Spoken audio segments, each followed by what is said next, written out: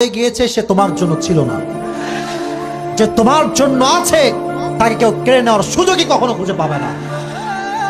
গেছে তো কি হয়েছে, ও তোমার যোগ্যই তো ছিল না। মনে রাখবা, বেঈমান কখনো কারো ভালোবাসা পাওয়ার যোগ্যতা রাখে না। বেঈমান শুধু ঘৃণা পাওয়ার যোগ্যতা রাখে। সে বেঈমানি করেছে তোমার সাথে। একে তো হারাম রিলেশন করে তুমিও রবের নাফরমানি করেছো, তোমার গার্লফ্রেন্ডও রবের নাফরমানি করেছে। 6টা বছর তোমরা নাফরমানি করেছো। তুমি শুকর আদায় করো, সে তোমাকে ধোঁকা দিয়েছে, কারণ তার ধোঁকাটা তুমি বুঝতে পেরেছো দুনিয়ার সব মানুষ স্বার্থে দ্বারা ভরপুর হয়ে গিয়েছে, সব স্বার্থপর হয়ে গিয়েছে আজকাল। 1 নাম্বার, সেই মেয়েটা তোমার জন্য কখনো ছিল, আর যে তোমার জন্য আছে তাকে কখনো আটকায় রাখতে পারবে? 1 নাম্বার। 2 নাম্বার সাজেশন আমার প্রজেক্ট টুকরা যুবক, তোমাকে আমি পরামর্শ দিব একটা, এটা হচ্ছে খুব ইফেক্টিভ।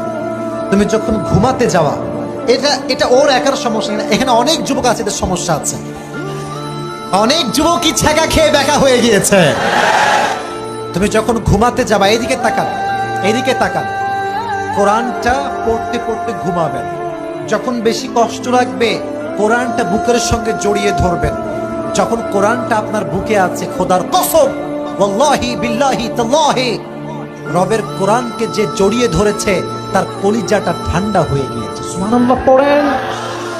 কলিজা ঠান্ডা যদি করতে চাও, কোরআনটা বুকে জড়িয়ে রাখবা।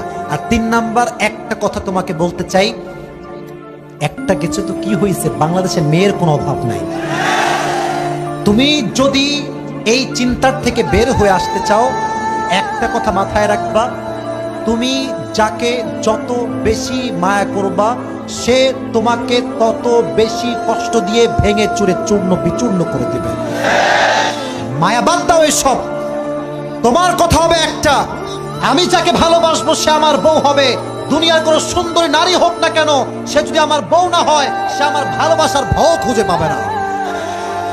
অতএব যদি শান্তি পেতে চাও, খুবই দ্রুত ভালো দিনদার নেককার মেয়েকে বিয়ে করে নিবা, আর এস্টাবলিশ হয়ে তুমি তাকে দেখায় দিবা তুই আমার যোগ্য ছিল না, আমি তোর যোগ্য ছিলাম। আল্লাহ যুবকদেরকে বোঝার তৌফিক দান করুন, সকলে পড়া আমিন।